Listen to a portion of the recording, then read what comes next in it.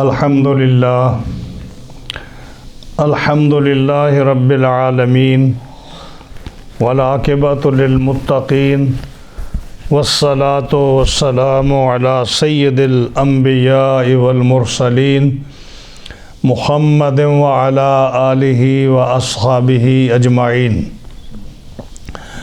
اما بعد فقد قال اللہ تبارک و تعالی فی الکلام المجید والفرقان الحمید بسم اللہ الرحمن الرحیم کذبت عاد فکیف کان عذابی ونذر انا ارسلنا علیہم ریحا صرصرا فی یوم نحس مستمر تنزع الناس كأنهم أعجاز نخل منقعر فكيف كان عذابي ونذر ولقد يسرنا القرآن للذكر فهل من مدكر صدق الله مولانا العظيم وبلغنا رسوله النبي الكريم الأمين ونحن على ذلك لمن الشاهدين والشاكرين والحمد للہ رب العالمین مولا صلی وسلم دائما ابدا علی حبیبک خیر الخلق کلہم فإن من جودک الدنیا وضرتها ومن علومک علم اللوح والقلم محمد سید الکونین والثقلین والفریقین من عرب ومن عجم دعمت دعته النصارى في نبيهم واحكم بما شئت مدحا فيه واحتكم فمبلغ العلم فيه أنه بشر وأنه خير خلق الله كلهم جاءت لدعوته الأشجار ساجدة تمشي إليه على ساق بلا قدم یا رب بالمصطفیٰ بلغ مقاصدنا واغفر لنا ما مضى یا واسع الکرم ثم الرضا عن ابی بکر وعن عمر وعن علی وعن عثمان ذی الکرم فاغفر لناشدها فاغفر لقارئها فاغفر لناشدها فاغفر لقارئها سألتك الخير یا ذا الجود والکرم مولا یا صلی وسلم دائما ابدا علی حبیبک خیر الخلق کلہم معززین حاضرین و سامعین کرام، آج ہم نے قرآن مجید فرقان حمید برہان رشید سے ہفتہ وار جمعۃ المبارک کے درس میں قرآن مجید کی 5 آیات کریمہ تلاوت کرنے کا شرف حاصل کیا ہے۔ آیت نمبر سورۃ قمر کی آیت نمبر 18 سے لے کر آیت نمبر 22 تک ان 5 آیات میں ذکر ہوگا حضرت ہود علیہ السلام اور ان کی قوم کا۔ یہ سیدنا ہود علیہ السلام کا واقعہ قرآن مجید کی کئی صورتوں میں پہلے گزر چکا ہے اور آئندہ بھی کئی صورتوں میں یہ آئے گا۔ مثلاً سورہ ہود میں تفصیل سے اس کا ذکر گزر چکا ہے، سورہ اعراف میں ہے، پھر سورۃ غالباً شعراء میں ہے، اور اسی طرح اس سورۃ قمر میں ہے، پھر آگے سورۃ الحاقہ میں آئے گا۔ کئی ایک مقام پر ان کا ذکر ہے، ان کا قوم سمود کا اور قوم لوط کا، قوم نوح کا۔ تو یہ 5 قوموں کا ذکر ہے اس صورت میں۔ یہ دوسری قوم ہے، یعنی قوم نوح کا ذکر ہوا اور اس کے بعد یہ قوم عاد کا ذکر ہوا۔ پچھلے درس میں ہم نے ذکر کیا تھا قوم نوح کا، اور یہاں قوم ہود کا نام نہیں آیا، عاد کا ذکر آیا۔ تو یہ تھوڑا قرآن مجید کا انداز بیان پہلے سے مختلف ہے۔ فرمایا، پہلے کہا کذبت قوم نوح، کذبت قبلہم قوم نوح، حضرت نوح علیہ السلام کی قوم کا ذکر پہلے گزرا ہے، جنہوں نے جھٹلایا ان کو، قوم نوح آیا۔ یہاں فرمایا کذبت عاد، عاد نے جھٹلایا، تو قوم ہود کا ذکر قوم ہود کیوں نہیں کہا، عاد کیوں کہا؟ اس کی ایک علمی وجہ ہے، وہ یہ ہے کہ ایک ہوتا ہے کہ کسی چیز کا ذکر کرنا اضافت کے ساتھ، اور ایک ہوتا ہے جو کسی چیز کا علم ہو۔ یہ ایک علمی بات ہے، شاید آپ کی سمجھ میں نہ آئے، لیکن ہو سکتا ہے کوئی آدمی سن رہا ہو تو اس کو اس کا فائدہ پہنچے۔ اضافت کا مطلب ہے جیسے ہم کہتے ہیں بیت اللہ، یہ بیت کی اضافت لفظ اللہ کی طرف ہے، تو معنی کیا ہوگا بیت اللہ کا؟ اللہ کا گھر، اللہ کا گھر۔ اور یا اسی طرح ہم کہیں رسول اللہ صلی اللہ علیہ وسلم، تو اس کا کیا مطلب ہے؟ اللہ کا رسول، جس کے اندر اردو میں کا لفظ آئے معنی میں کا، کے، کی کا، تو وہ اضافت ہوتی ہے۔ رسول اللہ، نبی اللہ، بیت اللہ، ناقۃ اللہ، یہ ساری اضافت ہے لفظ اللہ کی طرف، تو یہ اضافت بولی جاتی ہے۔ اور علم یہ ہوتا ہے کہ جو کسی چیز کا نام مشہور ہو اور اس کو علم بولتے ہیں، اور تو یہ علمی تحقیق یہ ہے کہ جہاں علم بولا جائے وہاں لوگ اس کو زیادہ پسند کرتے ہیں، اس کو زیادہ سمجھ آتی ہے، وضاحت کی ضرورت نہیں ہوتی، اور اضافت میں جو ہے نا اتنی معلومات نہیں ہوتی جتنی علم میں ہوتی ہے۔ تو اس لیے پہلے ذکر فرمایا قوم نوح، کیونکہ قوم نوح کا کوئی علم نہیں تھا، نام ایسا مشہور نہیں تھا کہ جس کو ذکر کرو تو یہ اضافت والا لفظ تمہیں نہ ذکر کرنا پڑے۔ لیکن قوم ہود میں علم تھا عاد، تو جب عاد کہا تو ان کو سمجھ آ گئی کہ عاد کہنے سے کیا مراد ہے، کہ حضرت ہود علیہ السلام کی قوم، حضرت سمود علیہ السلام کی قوم، یہ واضح نظر آ جاتا ہے۔ اور جیسے اب اگر آپ کہیں بیت اللہ تو اس کا معنی اللہ کا گھر، اور اگر بیت اللہ کہنے کی بجائے آپ کعبہ کہہ دیں تو کعبہ کہنے سے آپ کو زیادہ وضاحت سے سمجھ آ جائے گی، تو یہ کعبہ علم ہے بیت اللہ کا، تو اس لیے جب کعبہ بولو گے تو بیت اللہ سے زیادہ لوگ جو ہے نا کعبے کی سمجھ رکھتے ہیں، تو اس لیے یہ کعبہ علم ہے، بیت اللہ یہ اضافت کے ساتھ نام ہے۔ اسی طرح رسول اللہ آپ بولیں تو رسول اللہ یہ اضافت ہے، اور اگر آپ محمد بول دیں تو رسول اللہ سے زیادہ لوگ محمد کو پہچانتے ہیں، تو محمد علم ہے اور رسول اللہ جو ہے یہ اضافت کے ساتھ نام ہے۔ اسی طرح قوم نوح جو ہے یہ اضافت کے ساتھ ہے، اس قوم کا علم نہیں تھا، لیکن قوم ہود کا چونکہ علم تھا عاد، اس لیے قوم ہود ذکر نہیں کیا قرآن نے، اور کذبت عاد ذکر کر دیا۔ اب یہ جو ہے یہاں سے حضرت ہود علیہ السلام کا ذکر ہوا۔ آپ کو پچھلا درس اگر تھوڑا بہت یاد ہو تو ہم نے ذکر کیا تھا کہ حضرت نوح علیہ السلام کے 3 بیٹے تھے، حضرت سام، حام اور یافس۔ تو سام کی اولاد، سام کے 9 بیٹے تھے، ہم نے ذکر کیا سام کے 9 بیٹے تھے۔ بڑے بیٹے کا نام تھا ارفخشد، ارفخشد، اور ارفخشد جو تھا میں نے کہا تھا، ذکر کیا تھا کہ اس کی اولاد سے انبیاء ہوئے ہیں، اور دوسرا بیٹا جو تھا ان کی اولاد سے سلاطین اور بادشاہ ہوئے ہیں۔ تو یہ جو ہے نا ارفخشد، ان کی اولاد سے حضرت ہود علیہ السلام ہے۔ حضرت ہود علیہ السلام حضرت ارفخشد کی اولاد، سام کی اولاد، نوح علیہ السلام کی اولاد سے ہیں۔ ان کا شجرہ نسب جو ہے وہ اس طرح بیان کیا گیا ہے،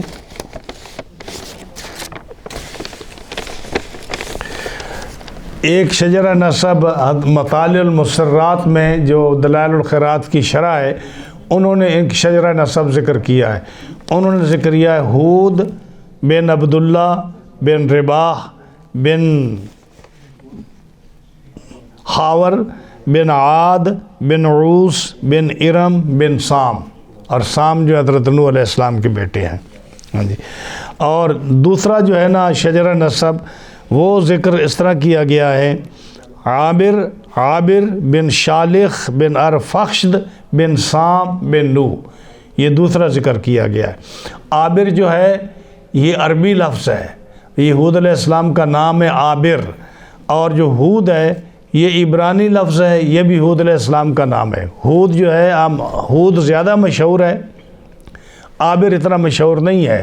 ہاں جی، اب حود علیہ السلام کہیں تو لوگوں کو سمجھ آتی ہے کہ حود علیہ السلام اللہ کے نبی ہیں، لیکن حود جو ہے یہ عبرانی نام ہے، اور جو عابر ہے یہ نام ہے حضرت حود علیہ السلام کا، عربی میں یہ اتنا مشہور نہیں ہے۔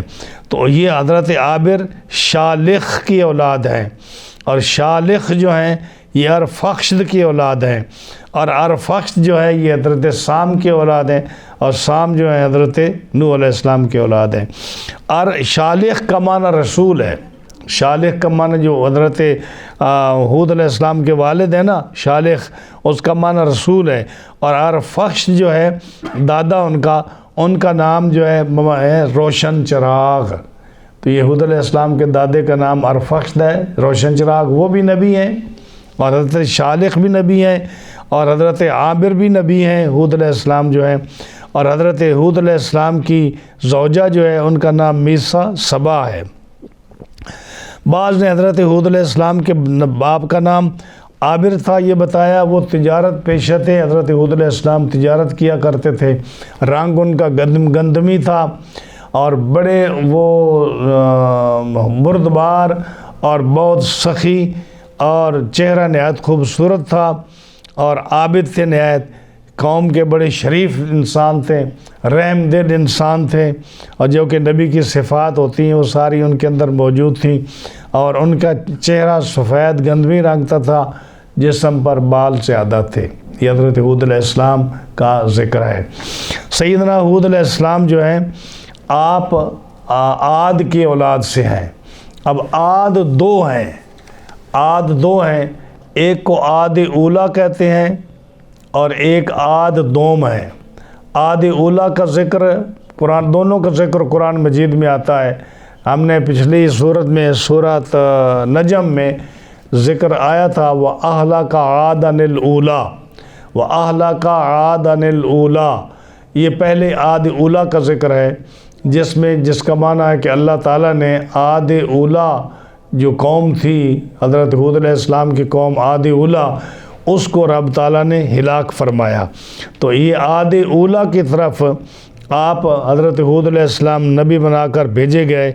اس قوم کے جو قوم عاد ہے، اس کے 13 گروہ تھے، اور ان کا جو بادشاہ تھا اس کا نام تھا عاد، اور اس کی وہ چاند کا پجاری تھا، چاند کی پوجا کیا کرتا تھا، اور اس کی عمر 1200 سال ہوئی ہے۔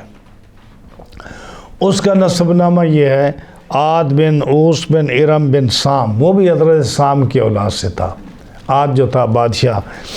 اور عاد جو ہے یہ 2 ہوئے ہیں، ایک جو ہے عاد اولا جس کو بولتے ہیں، اور یہ عاد اولا اس کو عاد قدیم بھی بولتے ہیں، اس کو عاد ارم بھی بولتے ہیں۔ عاد ارم اس واسطے بولتے ہیں کہ ارم شہر جو تھا جس کے اندر وہ جنت بنائی تھی شداد نے، وہ اس عاد ارم شہر کے قریب تھی وہ۔ اور عاد اولا اس کو بولتے ہیں کہ یہ پہلا عاد ہے، اور عاد قدیم بھی اس کو بولتے ہیں کہ اولا بمعنی قدیم ہے، یعنی پرانا عاد جو ہے۔ ان کی جائے سکون جو ہے نا وہ یمن کا علاقہ جو عدن ہے، اس میں حضرت حود علیہ السلام اور اس کی قوم رہتی تھی، عدن کے متصل تھا۔ ارم شہر اسی عاد اولا کی قوم نے آباد کیا تھا، اور دوسرا تھا عاد دوم۔ عاد دوم جو ہے اس کی قوم بھی یمن میں آباد تھی، لیکن یہ تھی حضرموت اور عمان کے درمیان، حضرموت اور عمان کے درمیان۔ اور جو احقاف ہے، یہ جس کو سعودی عرب میں جس کو رب الخالی بولتے ہیں، یہ رب الخالی اور یہ عمان اور حضرموت کے درمیان جو ہے یہ شہر تھا۔ یہاں قوم عاد جو ہے عاد دوم رہتی تھی۔ یہ بھی عاد پہلے شخص، یہ بھی اس عاد کی اولاد ہے، دونوں جو ہے عاد کی اولاد ہیں، اور لیکن ان کا ایک کا نام عاد اولا کہتے ہیں اور دوسرے کا نام عاد دوم بولتے ہیں۔ عاد اولا کا ذکر قرآن مجید میں 2 مقام پر آیا ہے۔ ایک میں نے جو ذکر کیا سورہ نجم میں، اللہ نے فرمایا وَأَهْلَكَ عَادًا الْأُولَىٰ، یہ عاد اولا کا ذکر قرآن مجید میں ایک یہ آیا ہے۔ ایک اگر 30 سپارے میں سورہ فجر میں آئے گا علم تری کیف فعل ربک بعاد ارم ذات العماد التی لم یخلق مثلها فی البلاد، یعنی کیا ہم نے علم تری کیف فعل ربک بعاد، کیا تم نے دیکھا نہیں کہ اللہ نے عاد قوم کے ساتھ کیا حال کیا ان کا؟ ہاں جی، علم تری کیف فعل ربک بعاد ارم ذات العماد، وہ ارم جو ذات العماد تھا۔ ذات العماد کے آپ مفسرین نے کئی معنی کیے ہیں۔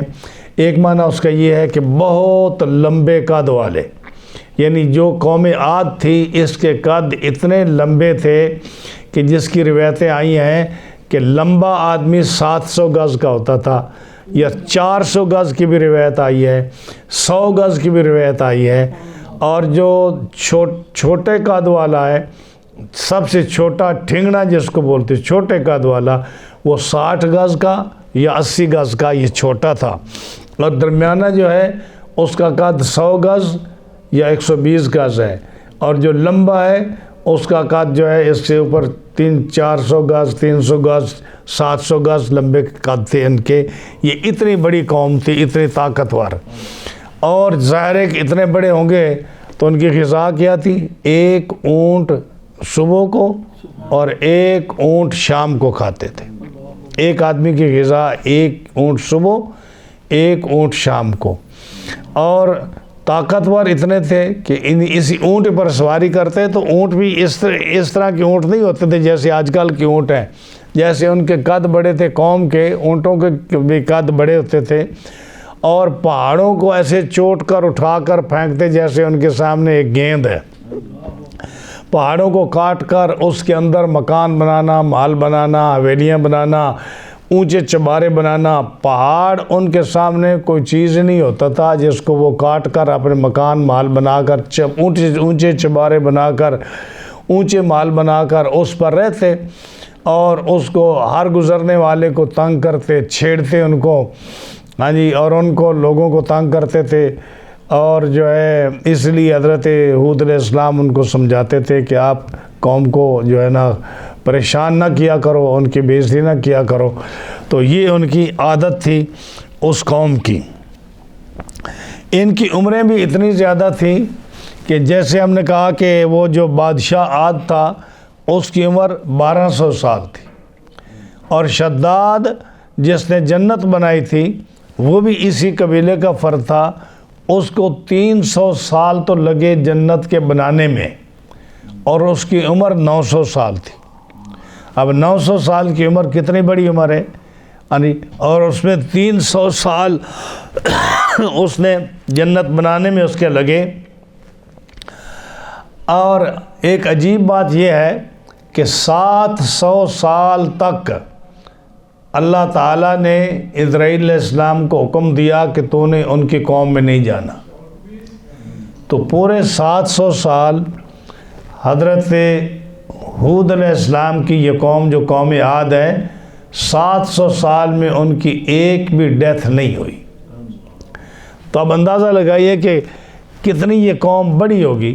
اسی لیے تو وہ لوگ کہتے تھے جب حضرت ہود علیہ السلام ان کو تبلیغ کرتے، ان کو سمجھاتے کہ بت پرستی چھوڑ دو، عبادت کرو اور سرکش نہ بنو، تو وہ کہتے تھے، ایک تو ان کو گھمنڈ تھا کہ ہماری اتنی بڑی طاقت ہے کہ بڑی سے بڑی تکلیف آئے، بڑے سے بڑا کوئی وبا آ جائے، کوئی بڑی سے بڑی سخت قسم کی جنگ آ جائے، ہمارے سامنے کوئی ٹھہر ہی نہیں سکتا، ہماری عمریں اتنی لمبی ہیں کہ کبھی ہم نے کسی کو مرتے ہوئے نہیں دیکھا۔ 700 سال میں اگر اسرائیل علیہ السلام کسی قبیلے میں یا کسی قوم میں نہ آئے تو ان کا حوصلہ کتنا بڑھ جاتا ہے کہ ہمارے جو ہے نا، ہمیں جو ہم نے کبھی مرتا ہوا دیکھا ہی نہیں ہے تو ہم نے مرنا ہی نہیں ہے، یا اگر کوئی ہمارے مقابلے میں آئے گا تو ہمارے مقابلے میں کیسے ٹھہر سکے گا؟ ہم اتنے زبردست ہیں کہ پہاڑ کو چوٹ لیتے ہیں، پہاڑوں کے اندر مکان بنا لیتے ہیں، اونٹ ہمارے ایک وقت کی غذا ہے، تو ہم اتنے طاقتور ہیں، ہمیں کوئی آدمی چھیڑ نہیں سکتا۔ مالدار اتنے ہیں وہ کہ جو شداد تھا، یہ عاد کے بیٹے تھے دو، ایک شدید اور ایک شداد۔ شدید جو ہے جب یہ مر گیا تو اس کی جائیداد بھی شداد کے پاس چلی گئی۔ اور شداد کا جو واقعہ مگر ہم بیان کریں کہ اس کو کیسے وہ دولت اس کے پاس آئی، کیسے وہ امیر بنا، کیسے وہ بادشاہ بنا، کیسے اس نے جنت بنائی، کتنے اس نے خوبصورت کتنے پیسے اکٹھے کر کے کیسے اس نے دولت اکٹھی کی، جنت کیسے بنائی، یہ ایک بڑا لمبا سبجیکٹ ہے، ہم اس کو رہنے دیں گے انشاءاللہ۔ پھر جب کسی وقت قوم عاد کا ذکر آئے گا تو یہ ہم اس میں ذکر کریں گے، لیکن اب ہم آپ یہ ذکر کرتے ہیں کہ اسی قوم میں وہ شداد تھا جو عاد کا بیٹا تھا، اور اس کی ہسٹری میں بتاؤں آپ کو، اللہ تعالیٰ نے حضرت عزرائیل علیہ السلام سے ایک مرتبہ پوچھا کہ اے عزرائیل بتا مجھے کہ تمہیں کبھی کسی کی موت پر افسوس ہوا ہے؟ اس نے کہا یا اللہ مجھے 2 دفعہ افسوس ہوا ہے، اگر تیرا حکم نہ ہوتا کہ ان کی روح قبض کرنی ہے، اگر تیرا حکم نہ ہوتا میں کبھی ان کی روح قبض نہ کرتا۔ پوچھا کیسے؟ اس نے کہا کہ ایک دفعہ دریائے شور میں، سمندر میں ایک جہاز تھا، کشتی تھی بڑی، وہ ٹوٹ گئی سمندر کی لہروں میں آ کر، اور ایک پھٹے پر ایک ماں بیٹا رہ گئے۔ چھوٹا سا بچہ تھا، شیرخوار بچہ تھا، ماں اس کے ساتھ تھی۔ تیرا حکم ہوا کہ اس ماں کی روح قبض کر لے۔ اب یہ چھوٹا بچہ ہے جس کو کوئی سمجھ نہیں، جس کو کوئی پتہ نہیں کہ دریا یا سمندر کی لہریں کتنی ظالم ہوتی ہیں، جس کو پتہ نہیں کہ موت و حیات کا کیا مقصد ہے، جس کو نہ ڈر ہے نہ خوف ہے کسی کا، لیکن اس کا کوئی سنبھالنے والا نہیں۔ وہ بچہ اکیلا پھٹے پہ ہے، تیرا حکم ہے کہ ماں کی روح قبض کر لے، اور کشتی ٹوٹی ہوئی ہے، ایک ہی پھٹا ہے، اس پر یہ ماں بیٹا ہے۔ تو میں نے سوچا کہ یا اللہ یہ بچہ ماں کے بغیر کیا کرے گا؟ اگر تیرا حکم نہ ہوتا تو میں اس ماں کا روح قبض نہ کرتا، لیکن تیرے حکم پر میں نے ماں کا روح قبض کیا۔ مجھے افسوس لگا کہ یہ بچہ کیا کرے گا، ایک مجھے اس وقت افسوس آیا۔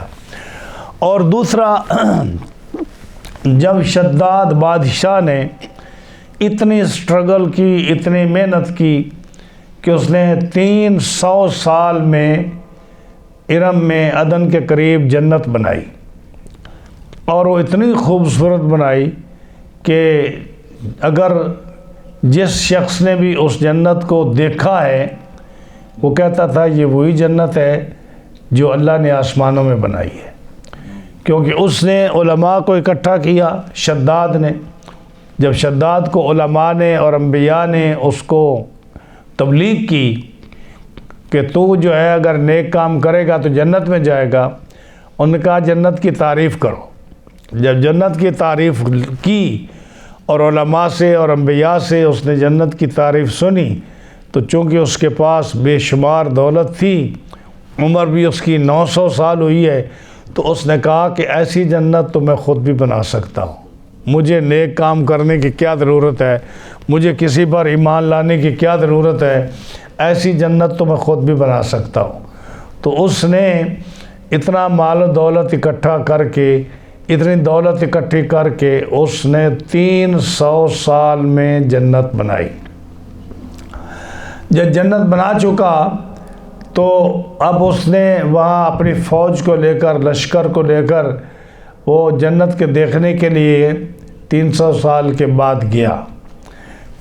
جب وہاں قریب پہنچا اور بالکل جنت تیار تھی، اس نے ایک قدم اندر رکھا سواری سے اتر کر، ایک قدم اس کا باہر ہے، تو اللہ تعالیٰ نے حکم دیا ہوا کو کہ اتنی تیز چل، ایسا عذاب بھیج، ایسی آواز کڑک بھیج جس سے اس کا سارا لشکر تباہ ہو جائے۔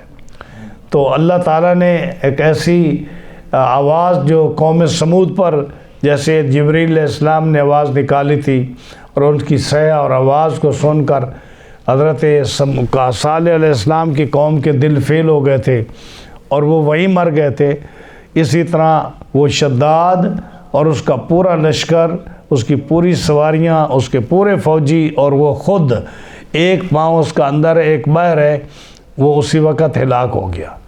تو حضرت ادریل علیہ السلام کہتے ہیں کہ یا اللہ اگر تیرا حکم نہ ہوتا تو میں اس کی روح بھی قبض نہ کرتا، کیونکہ ایک شخص نے اتنی محنت سے ایسی جنت بنائی کہ جو انسان دیکھ کر حیران رہ جاتا ہے، تو نے اس کو دیکھنے کا موقع نہیں دیا اور تو نے اس کو ہلاک فرما دیا۔ جب رب تعالیٰ نے ادریل علیہ السلام سے یہ بات سنی تو اللہ تعالیٰ نے ارشاد فرمایا ادریل تمہیں معلوم نہیں جو مجھے معلوم ہے۔ یہ شداد وہی بچہ ہے جس کو ہم نے سمندر میں بچایا تھا، جس پر تو نے رحم کھایا کہ یہ بچہ کیسے زندہ رہے گا، یہ کیسے سروائیو کرے گا، یہ کیسے سمندر سے باہر نکلے گا۔ اس کو ہم نے سمندر کی لہروں سے بچایا، اس کو بغیر ماں کے ہم نے ایک جزیرے میں اس پھٹے کو پہنچایا، اور وہاں جو دھوبی تھے کپڑے دھونے والے وہ دھو رہے تھے کپڑے، ان کے ہاتھ لگا اور ان کے دل میں ہم نے رحم ڈالا، وہ اس کو لے گئے، انہوں نے پالنے کے بعد یہ جوان ہوا، بڑا ذہین ہوا۔ خیر یہ پھر بہت لمبی سٹوری ہے، انشاءاللہ پھر کسی وقت میں اس کی تفصیل بتاؤں گا کہ کیسے وہ جوان ہوا۔ اس کو ہم نے مال دیا، دولت دی، اس کو ہم نے جو ہے ایسی قوت دی اور ایسا علم دیا جس سے اس نے بہت سا مال اکٹھا کیا اور یہ پوری دنیا کا بادشاہ بنا۔ اس کے پاس بے شمار خزانے آئے، اور جب خزانے آنے کے بعد اس کو چاہیے تھا کہ اللہ کا فرما بردار بندہ بنتا۔ جب ہم نے اس پر اتنا کرم کیا تو اس نے بجائے سجدہ شکر ادا کرنے کے سوا اس نے اپنی میری عبادت کرنے کے اور مجھے رب ماننے کے اس نے میرا کفر کیا اور میری نعمتوں کا کفران کیا، تو ہم نے اس کو بھی اس کی جنت نہ دیکھنے دی، ہم نے اس کو ہلاک کر دیا۔ اب یہ جنت جو اتنی خوبصورت ہے یہ کہاں تھی؟ اب سوال یہ پیدا ہوتا ہے نا، بہت سارے لوگ کہتے ہیں کہ اگر یہ جنت تھی تو یہ اب کہاں ہے؟ تو اس طرح اللہ تعالیٰ کے کچھ ایسے احکام ہیں، کوئی ایسی چیزیں ہیں اللہ کی مخلوق جو آپ کو جو موجود ہے آپ کو نظر نہیں آتی۔ مثال کے طور پر جنت پیدا ہو چکی ہے، جہنم بھی پیدا ہو چکی ہے۔ جنت جو ہے یہ آسمانوں سے اوپر ہے، جہنم جو ہے یہ زمینوں کے نیچے ہے۔ تو جہنم پیدا ہے، جنت بھی پیدا ہے، لیکن کوئی شخص جو ہے نا اس نے جنت نہیں دیکھی اپنی زندگی میں اور نہ کسی نے جہنم دیکھی ہے، اور لوگ اس کا انکار بھی کرتے ہیں، جیسے سر سید احمد نے وغیرہ وغیرہ لوگوں نے انکار کیا۔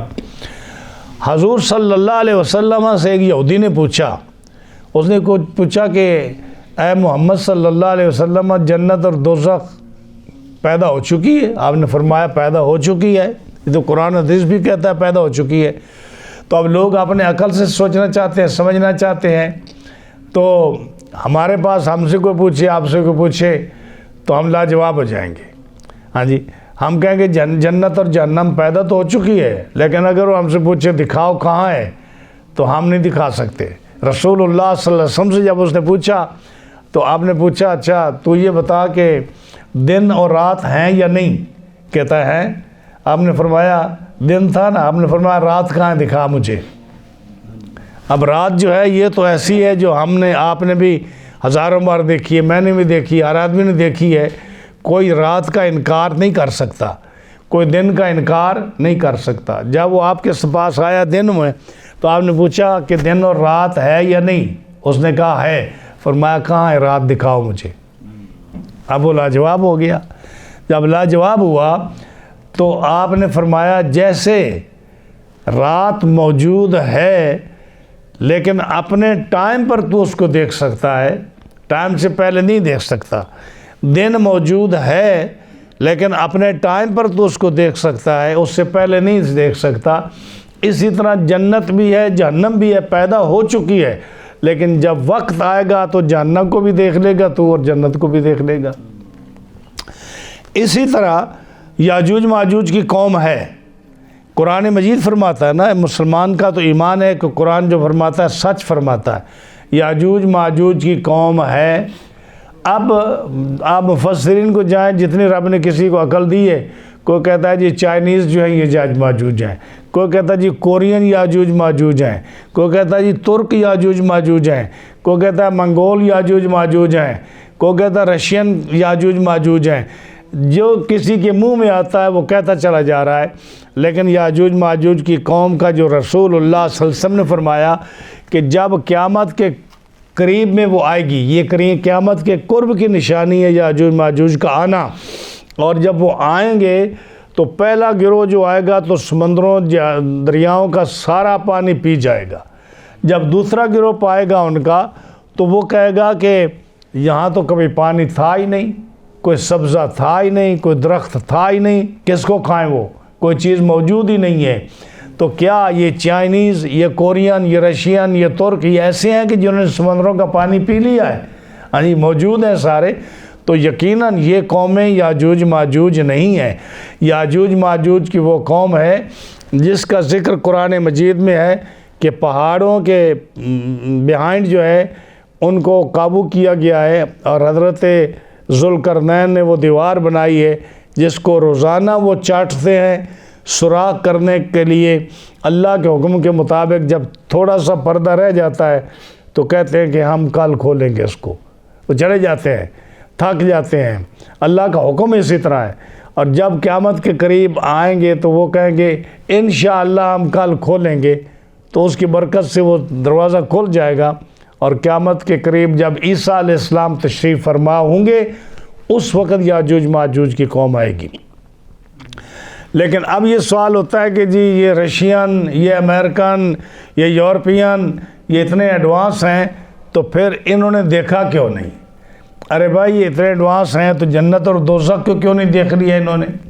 کتنی چیزیں ہیں جو یہ دیکھ سکتے ہیں تو انہوں نے کیوں نہیں دیکھا؟ قبر کے اندر میت کی زندگی ہے، کافر کو عذاب ہوتا ہے، مومن کو نعمتیں ملتی ہیں، مومن زندہ ہے، تو یہ قبر میں کیمرے لگا کر کیا اس کی زندگی کو معلوم کر سکتے ہیں؟ یہ میت کی زندگی کو معلوم نہیں کر سکتے۔ ہاں جی، تو بہت ساری چیزیں ہیں جو انسانی عقل وہاں تک نہیں پہنچ سکتی، جیسے جنت اور دوزخ ہماری نظروں سے غائب ہے، جیسے قوم یاجوج و ماجوج ہماری نظروں سے غائب ہے، لیکن ہمارا ایمان ہے۔ اسی طرح وہ جنت جو شداد نے بنائی تھی وہ آج بھی موجود ہے، اس وقت بھی موجود تھی۔ نبی کریم صلی اللہ علیہ وسلم نے فرمایا کہ وہ جنت جو شداد کی ہے وہ موجود ہے، اور فرمایا میرا ایک صحابی جس کا رنگ سرخ ہوگا، جس کا قد چھوٹا ہوگا، جس کی گردن پر نشان ہوگا، جس کے جو ہے بازو یا ران پر ایک تل نشان ہوگا، اور وہ اپنے اونٹ کی تلاش میں عدن کے صحرا میں جائے گا اور شداد کی جنت کو دیکھے گا۔ یہ نبی کریم علیہ السلام نے فرمایا۔ اب ہوا کیا، حضرت عبداللہ بن کلابہ رضی اللہ تعالی عنہ ان کا اونٹ گم ہو گیا، اور اونٹ جو ہے یہ عرب کے لیے مرسیڈیز سے کام نہیں ہوتا، تو وہ اپنے اونٹ کی تلاش میں عدن کے صحرا میں گئے، پھرتے پھراتے سرگرداں اونٹ کی تلاش میں یہ گئے، تو ان کو نا دروازہ نظر آیا جنگل میں ارم شہر کے قریب، زبرجد کا سونے چاندی کی دیواریں، اور اتنا خوبصورت دروازہ، اتنی قیمتی چیزیں، اتنا خوبصورت محل کہ وہ دیکھ کر حیران رہ گئے، زندگی میں انہوں نے کبھی نہیں دیکھا تھا۔ جب وہ دروازے سے اندر گئے تو اندر نہریں دیکھیں، اندر جو ہے انہوں نے محلات دیکھے، انہوں نے اندر خوبصورت کمرے اور مکان دیکھے، انہوں نے دیواریں دیکھی، سونے کی اور چاندی کی اینٹوں سے بنے ہوئے مکان، اور زبرجد کی نہریں، اور اس کے اندر جو ہے موتی اور جو ہے سنگریزوں کی جگہ وہ پڑے ہوئے، تو وہ دیکھ کر اپنا اونٹ بھول گئے، اور کہنے لگے کہ یہ جو ہمارے نبی صلی اللہ علیہ وسلم، جو کہ صحابی تھے نا، ہمارے رسول صلی اللہ علیہ وسلم جس جنت کا ذکر کرتے تھے یہ تو بالکل اس کی مثال ہے، ہاں جی، کیونکہ اس نے جنت بھی اسی طرح بنائی تھی نا. علماء سے پوچھا، انبیاء نے کہا کہ جنت ایسی ہوگی، اس میں ستون ایسے ہوں گے، اس کی نہریں ایسی ہوں گی، اس کی خوشبو ایسی ہوگی، اس کے دروازے ایسے ہوں گے، اس کے قفل ایسے ہوں گے، اس کے جو ہے سنگریزے ایسے ہوں گے. تو بالکل اس نے 300 سال اس جنت کے بنانے میں لگا اور اس نے وہ جنت اسی طرح بنائی. تو حضرت عبداللہ بن کلابہ رضی اللہ عنہ وہ کہتے ہیں کہ بالکل جو ہے نا جیسے نبی کریم علیہ السلام نے فرمایا تھا، یہ بالکل اس کی مثل ہے، اسی طرح لگتی ہے. تو آپ پھرتے رہے، اونٹ بھول گئے اور پوری جنت کا اس کو کچھ حصہ جتنا بھی وہ دیکھ سکتے دیکھا انہوں نے، اور وہ تھی بہت بڑی، لیکن کچھ حصہ دیکھنے کے بعد انہوں نے چادر بچھائی اور جو موتی اور سنگریزے اور جو اس میں زبرجد اور اس قسم کے قیمتی پتھر تھے، لال و جواہر، انہوں نے کچھ اٹھا لیے جتنے اٹھا سکتے تھے. ان کا رنگ ماند پڑ چکا تھا کیونکہ بڑا عرصہ ہو چکا تھا. انہوں نے وہ اٹھائے اور نکل کر دمشق کی طرف چل پڑے. دمشق اس کے قریب ہوگا، عدن کے قریب آگے، کیونکہ سیریا جو ہے دمشق کی طرف چل پڑے. جب وہاں پہنچے دمشق میں تو انہوں نے جو ہے نا جا کر جب وہ لوگوں نے دیکھے ان کے جواہر وغیرہ اور چاندی سونے کے اور سکے اور جو ہے دوسرا کیا نام ہے اس کا موتی وغیرہ ہیرے دیکھے، تو انہوں نے کہا کہ عبداللہ کے ہاتھ کو خزانہ لگا ہے، عبداللہ کے ہاتھ کو خزانہ لگا ہے. یہ کہاں سے آ گئے اتنے پرانے اور اتنے خوبصورت اور اتنے قیمتی اور اتنے زیادہ؟ تو بات مشہور ہوتی ہوتی دمشق میں پھیل گئی کہ عبداللہ بن کلابہ جو ہے ان کے پاس کو خزانہ ان کے ہاتھ لگا. یہ بات چلتے چلتے حضرت امیر معاویہ رضی اللہ تعالیٰ عنہ اس وقت امیر تھے، ان پر پہنچی. وہ بھی صحابی رسول تھے. انہوں نے حضرت عبداللہ بن کلابہ کو بلایا اور بلا کر ان سے پوچھا کہ حضرت یہ بتائیے کہ یہ لوگ کہتے ہیں آپ کے ہاتھ کو خزانہ لگا ہے، تو آپ صحیح سے بتائیں کہ وہ خزانہ کہاں ہے اور کیسے آپ نے پایا. تو حضرت عبداللہ بن کلابہ صحابی تھے، وہ بھی صحابی تھے، حضرت امیر معاویہ رضی اللہ عنہ بھی. تو انہوں نے کہا دیکھو میرا اونٹ گم ہو گیا تھا اور میں اپنے اونٹ کی تلاش میں عدن میں گیا، اور یہ جو شہر ہے نا ارم، اس کے میں اتنے گز یا اتنے کوس یا اتنے میل میں اس طرف گیا. اس کی دوسری طرف ایک درخت ہے، فلاں چیز کا درخت ہے. جنگل میں درخت کم ہوتے تھے، بیابان میں ایک درخت ہے دوسری طرف، اور تیسری طرف ایک کنواں ہے. یہ نشانیاں میں آپ کو بتاتا ہوں، آپ اس کے پاس جائیں گے تو آپ اس جنت کو پا لیں گے. میں نے اس جنت کو دیکھا ہے، اس کی ساری تعریف کی اور کہا کہ میرے پاس یہ جو موتی ہیں میں نے اس جنت سے یہ اٹھائے ہیں، یہ میرے سامنے ہے، یہ حقیقت ہے. اور جو ہے نا میں آپ کو سچ بتا رہا ہوں. ظاہر صحابی رسول کی بات کو تو کوئی آدمی جھٹلا نہیں سکتا، وہ تو جھوٹ نہیں بولتے. حضرت امیر معاویہ رضی اللہ تعالیٰ عنہ نے اعلان کیا کہ جتنے علماء میری سلطنت میں ہیں، جتنے بزرگ ہیں، صاحب علم لوگ ہیں، وہ سارے آ جائیں. حضرت کعب احبار جو بہت بڑے عالم تھے یہود کے اور پھر مسلمان ہوئے، وہ بھی آئے، اور ان سے بہت ساری باتیں جو ہیں اہل کتاب کی وہ بھی معلوم کتابوں میں موجود ہے، ان سے لوگ پوچھا کرتے تھے. حضرت کعب احبار کو بلایا اور اس کے علاوہ جتنے بھی مسلمان علماء تھے، صحابی تھے، ان سب کو بلایا. اور اس کے بعد جو ہے نا حضرت عبداللہ بن کلابہ کو پیچھے رکھا، ان کو سامنے نہیں لائے. پوچھا کہ کیا روئے زمین پر کوئی اس طرح کی عمارت بنی ہے جس کو ہم جنت سے تعبیر کریں؟ یہ سوال ہوا. تو حضرت کعب احبار نے بھی اور جو ہے دیگر علماء نے، انہوں نے کہا کہ ہمیں قرآن سے اس کا ثبوت ملتا ہے کہ قرآن مجید میں اللہ فرماتا ہے الم تر کیف فعل ربک بعاد ارم ذات العماد التی لم یخلق مثلها فی البلاد. کہ قرآن کریم میں اللہ فرماتا ہے کہ جو قوم عاد ہے، قوم عاد اور ارم شہر جو ہے یا ارم کی اولاد جو ہے، ارم دادے کا نام بھی ہے، عاد بھی دادے کا نام ہے. ارم کے نام پر اس کی اولاد نے دادے باپ کے نام پر شہر ارم بھی تیار کیا، اور اس کے قریب وہ جنت ہے ارم شہر کے. اب وہ شہر آباد نہیں ہے، موجود نہیں ہے، اور جنت بھی موجود نہیں ہے. شاید ہو، لیکن اللہ نے لوگوں کی نظروں سے اس کو پوشیدہ رکھا ہوا ہے۔ تو کہا کہ یہ قرآن مجید میں یہ ہے کہ ذات العماد، اس کا ایک معنی ہے اونچے ستونوں والی جنت، اونچے ستونے والی عمارت، ارم ذات العماد، اونچے ستونوں والی عمارت بنائی گئی ہے، لم یخلق مثلها فی البلاد، جس کی مثال شہروں میں آج تک کوئی عمارت نہیں بنی۔ ایک یہ معنی اس کا ہے۔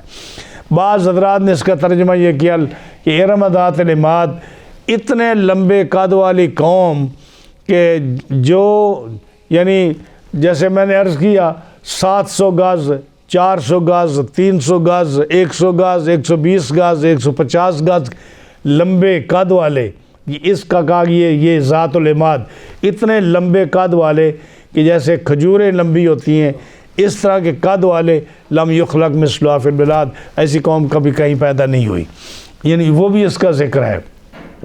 تو جب انہوں نے کہا کہ شہر جو ہے نا اس کی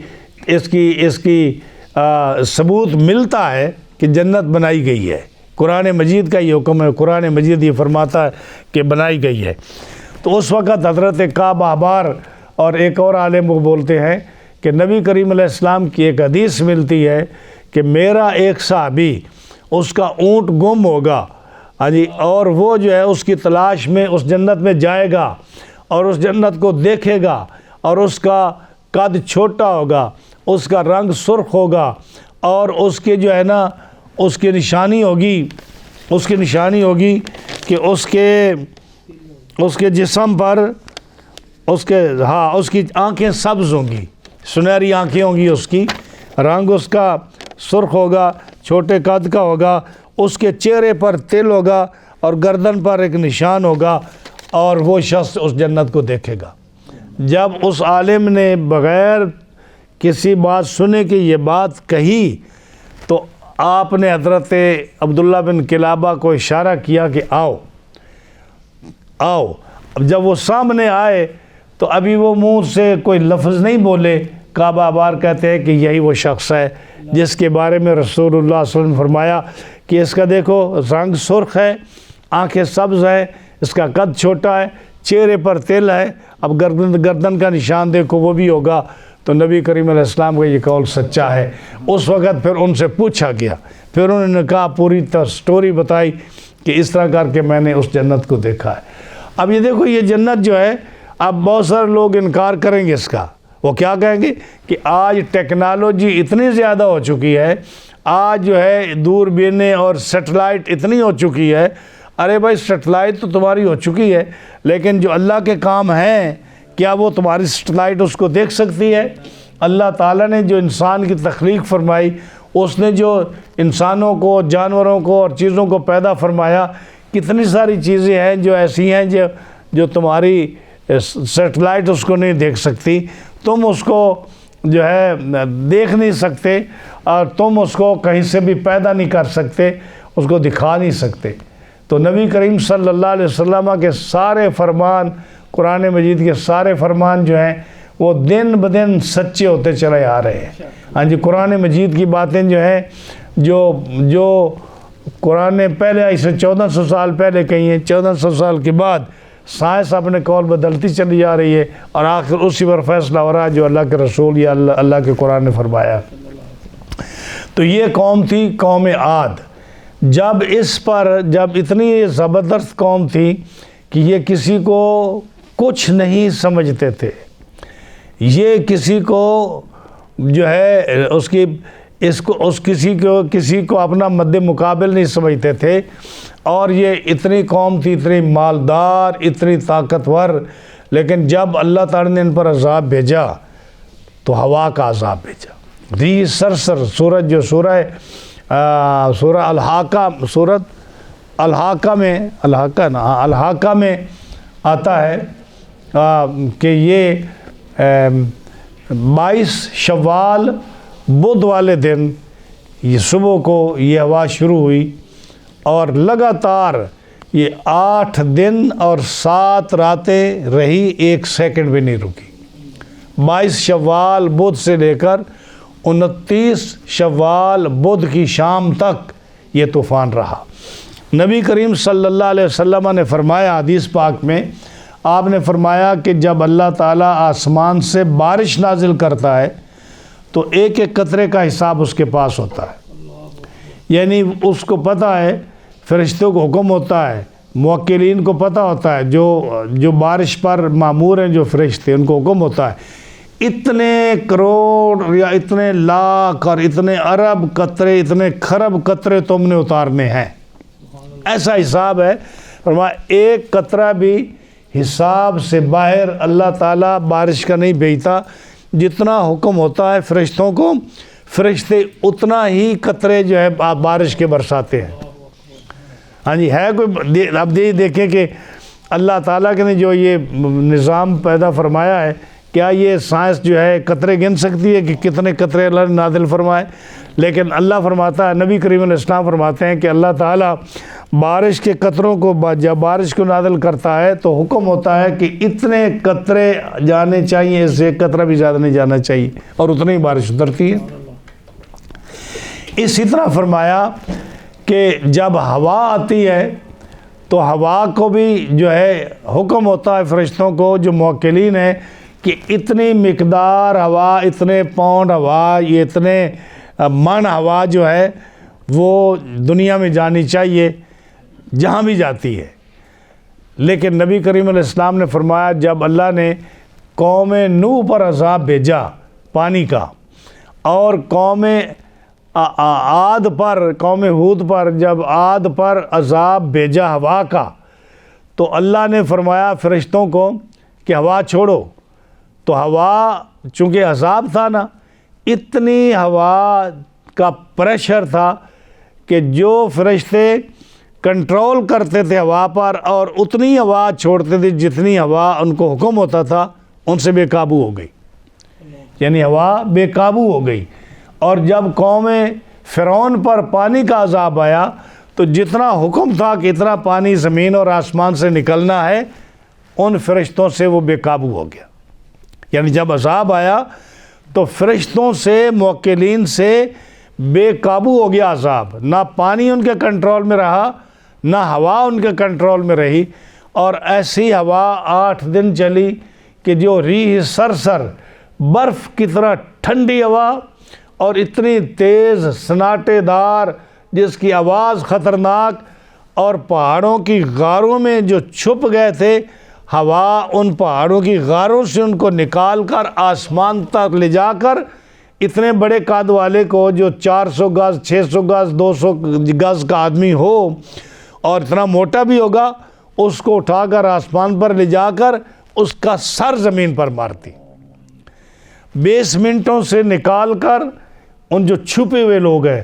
اور میں نے تفاسیر میں پڑھا کہ ایسے گلے لگے ہوئے جیسے ڈر سے لوگ ایک دوسرے چمٹ جاتے ہیں نا، ایسے چمٹے ہوئے لوگ ایک دوسرے کے ساتھ بیسمنٹ میں چھپے ہوئے، غاروں میں، پہاڑوں میں چھپے ہوئے، ہوا جہاں ہوا نہیں پہنچ سکتی تھی ڈائریکٹ، لیکن وہ ہوا اتنی سخت تھی کہ اس نے غاروں سے، پہاڑوں کی غاروں سے اور بیسمنٹوں سے اور جو سخت ترین جو ہے اس کے محلوں سے، بڑے مضبوط محلوں سے، چمٹے ہوئے لوگوں سے ایک ایک کو نکال کر آسمان پر لے جا کر سر کے بال زمین پر مارا۔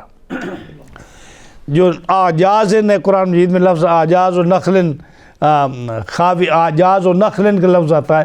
آجاز کا مطلب کیا ہوتا ہے کہ تنا کھجور کا بغیر شاخوں کے، یہ آجاز کا معنی ہے، تنا کھجور کا بغیر شاخوں کے۔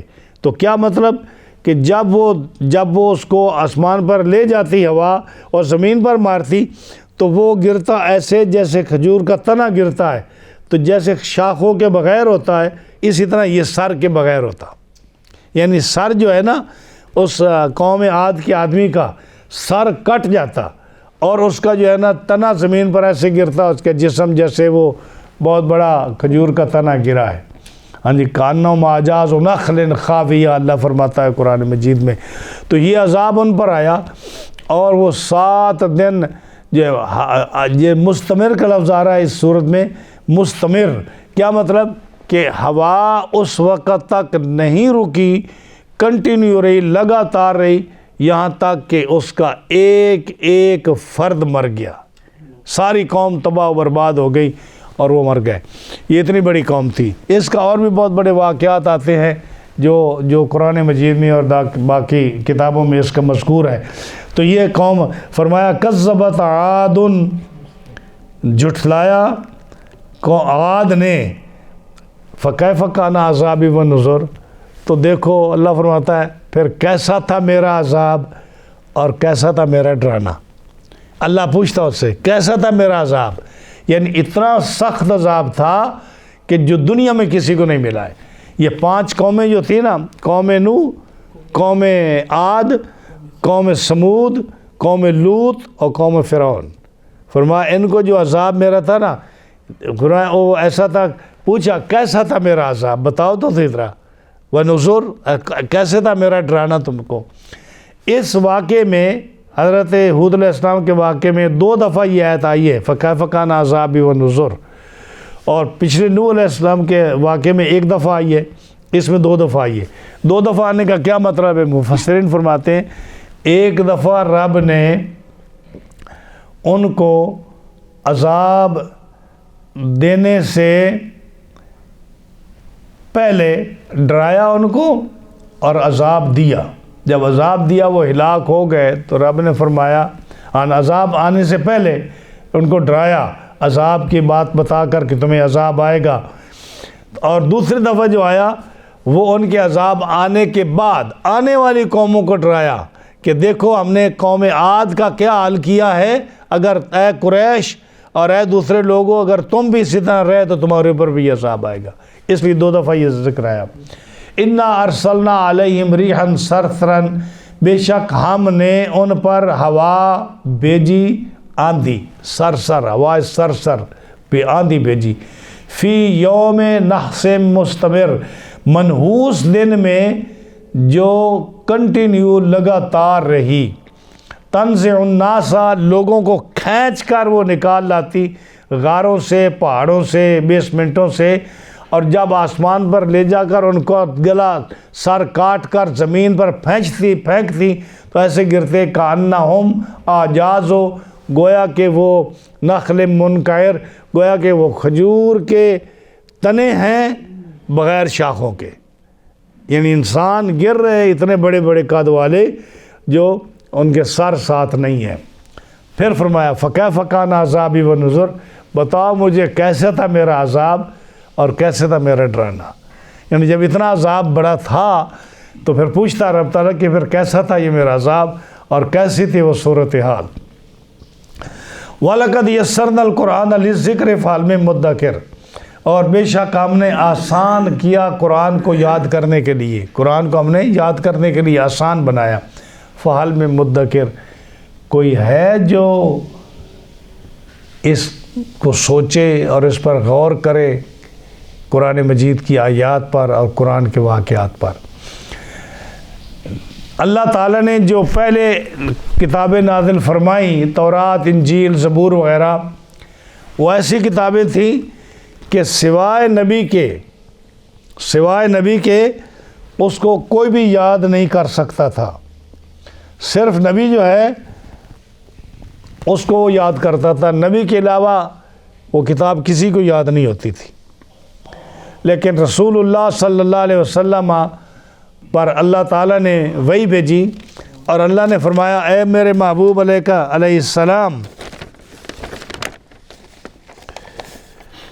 اے میرے محبوب علیہ السلام، جعلتو من امتک اقواما قلوبہم اناجیلہم، اے میرے محبوب میں نے آپ کی امت میں ایسے افراد میں پیدا کروں گا کہ جن کے دل ایسے ہوں گے جن میں قرآن مجید محفوظ ہوگا. جعلتو من امتک اقواما، پہلے میری کتابوں کو نبی یاد کیا کرتے تھے، میں تیری امت میں ایسے لوگ پیدا کروں گا کہ جیسے نبیوں کے دلوں میں، سینوں میں تورات اور انجیل محفوظ ہوتی تھی، اسی طرح تیری امت کے سینوں میں قرآن محفوظ ہوگا اور انجیل محفوظ ہوگی، یعنی قرآن محفوظ ہوگا. اب دیکھ لو آپ کہ پہلے نبی جو تھے صرف نبی حافظ ہوتے تھے کتاب کے، جیسے کہ عزیر علیہ السلام کا واقعہ آتا ہے جو 100 سال کے بعد زندہ ہوئے. اور جب گھر گئے تو اگر آپ کی عمر جو تھی وہ 140 سال تھی اور بیٹا جو تھا وہ 240 سال کا تھا، بیٹا 240 سال کا فار ایگزامپل، اور کیونکہ آپ تو 100 سال آپ وصال فرما گئے نا، تو وہ کاؤنٹ ہی نہیں ہوا۔ جب آپ گئے تو آپ جوان نظر آتے ہیں اور آپ کی عمر 100 سال بیٹے سے کم ہے، اب وہ ماننے کو تیار نہیں۔ تو جب آپ نے بتایا کہ میں نبی ہوں، عزیر ہوں، تو انہوں نے کہا کہ ہم تو آپ کو تب ہی مانیں گے کہ ایک نشانی ہے کہ عزیر علیہ السلام کو جو تھی تورات یاد تھی، اگر آپ کو یاد ہے تو سناؤ، ہم مان جائیں گے۔ تو آپ نے فرمایا ٹھیک ہے، تو نبی تھے، آپ کو تورات یاد تھی، وہ تورات لائے اور دیکھی اور آپ نے پڑھنی شروع کر دی، تو انہوں نے کہا ہاں یہی حضرت عزیر علیہ السلام ہے۔ تو دیکھو حضور علیہ السلام کی امت کا دیکھو کہ کتنے خوش قسمت انسان ہے کہ چھوٹے چھوٹے بچے جو ہیں قرآن مجید کے حافظ ہے، ہاں جی، بوڑھا آدمی ہے وہ بھی حافظ ہے، کتنے بچوں نے قرآن مجید حفظ کیا ہے، ہاں جی۔ محمد انس احمد جو ہے ابھی وہ 18 سال کا نہیں ہوا، ماشاءاللہ 1 سال ہو گیا اس کو قرآن مجید اس نے حفظ کیا ہے۔ محمد عارف کو مبارک دیتے ہیں ہم ان کو ماشاءاللہ، جس کے بچہ بیٹا حافظ ہے قرآن مجید کا ماشاءاللہ۔ تو یہ ایک معجزہ ہے قرآن مجید کا کہ قرآن مجید جو ہے اس کے بچے حافظ ہیں، بڑے حافظ ہیں، چھوٹے حافظ ہیں۔ اور دیکھیں یہ ایسا معجزہ ہے کہ کئی آدمی ہیں بیچارے وہ ساری زندگی لگے رہتے ہیں، ان کو 2 آیتیں یاد نہیں ہوتی عمر زیادہ ہونے کی وجہ سے، لیکن کئی ایسے ہیں جیسے اعلیٰ حضرت عظیم البرکت امام احمد رضا خان رحمۃ اللہ علیہ، آپ کو کسی نے لکھ دیا اشتہار میں حافظ احمد رضا خان، تو آپ حافظ نہیں تھے، تو آپ نے کہا احمد رضا تو حافظ نہیں ہے اور لوگوں میں حافظ مشہور ہے۔ تو شام کو بلایا قاری صاحب کو، رمضان کا مہینہ شروع ہو رہا تھا، بلایا قاری صاحب کو کہ حضرت صاحب آپ مجھے مغرب سے عشاء تک ایک سپارہ سنا دیں ہر رات کو۔ تو قاری صاحب اعلیٰ حضرت عظیم البرکت کو ایک سپارہ مغرب کی نماز کے بعد سنا دیتا، بس ایک دفعہ سنا دیتا، آپ کو پورا سپارہ یاد ہو جاتا۔ تو کتنے دنوں میں؟ 30 دنوں میں وہ مغرب کے بعد ایک ایک سپارہ سنتے، 30 دنوں میں قرآن مجید کے حافظ بن گئے۔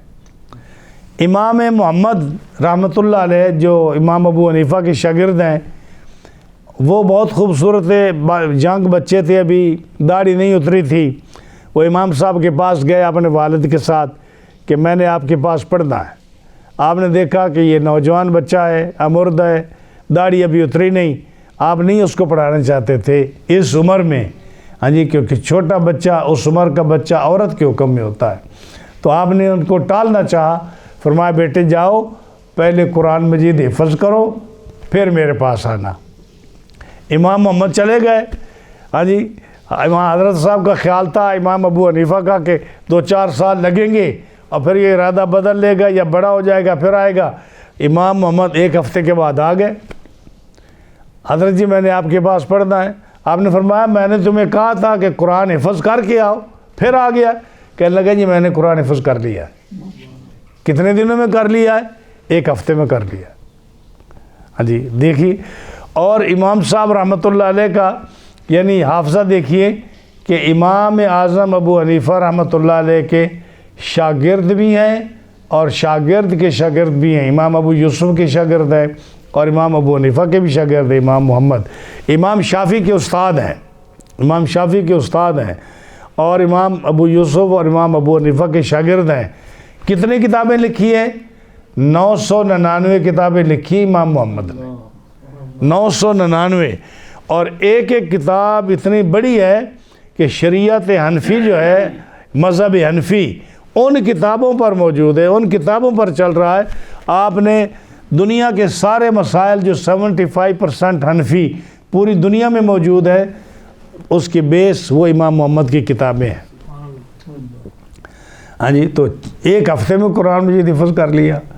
اسی طرح آپ دیکھتے ہیں کہ یہاں چھوٹے بچے ہیں، ابھی ان کی زبان کھلنی شروع ہوتی ہے اور قرآن مجید کو حفظ کرنا چاہ رہے ہیں، اور ایسی ایسی خوبصورت تلفظ کے ساتھ پڑھتے ہیں، یا افریقہ کے بچے ہوں، یا اسی طرح ایک بچہ ہم نے دیکھا انٹرنیٹ پر اس کا آیا کہ اس کا ناک بھی نہیں ہے، آنکھیں بھی نہیں ہیں، ناک بھی نہیں، آنکھیں بھی نہیں ہیں، اتنا خوبصورت قرآن پڑھتا ہے، حافظ ہے کہ علمان والحفظ کیسا خوبصورت وہ پڑھتا ہے، اللہ نے اس کو کیسی نعمت دی ہے۔ یہ تو یہ قرآن مجید کا معجزہ ہے۔ وَلَقَدْ يَسَّرْنَا الْقُرْآنَ لِلذِّكْرِ، اور ہم نے آسان کیا قرآن مجید یاد کرنے کے لیے، فَهَلْ مِن مُدَّكِرٍ، کوئی ہے جو اس کو یاد کرے یا اس پر غور و فکر کرے۔ اب ایک بات یہ بھی ہے، ایک بات لوگوں کو غلط فہمی لگتی ہے، وہ کہتے ہیں کہ جی قرآن کا سمجھنا آسان ہے۔ علماء نے لکھا، مفسرین نے، کہ قرآن کا یاد کرنا آسان ہے، قرآن کا سیکھنا پڑھنا آسان ہے، وہ بھی قرآن کا معجزہ ہونے کی وجہ سے۔ قرآن کا سمجھنا آسان نہیں ہے۔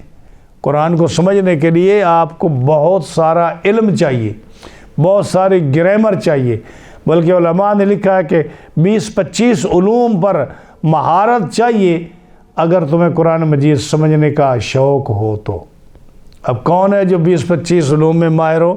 اور آج ہر آدمی سے پوچھو، وہ اپنی مرضی، یہی تو گمراہی ہے کہ قرآن مجید کو اتنا سمجھ سکتے نہیں اور اپنی مرضی سے قرآن کا ترجمہ اور تفسیر بیان کرتے ہیں، اور جب ایسے کرتے ہیں تو نئے نئے مذہب وجود میں آ رہے ہیں۔ تو یہ جو ہے نا وَلَقَدْ يَسَّرْنَا الْقُرْآنَ، یہ یاد رکھیں، یہ صرف یاد کرنے کے لیے ہے۔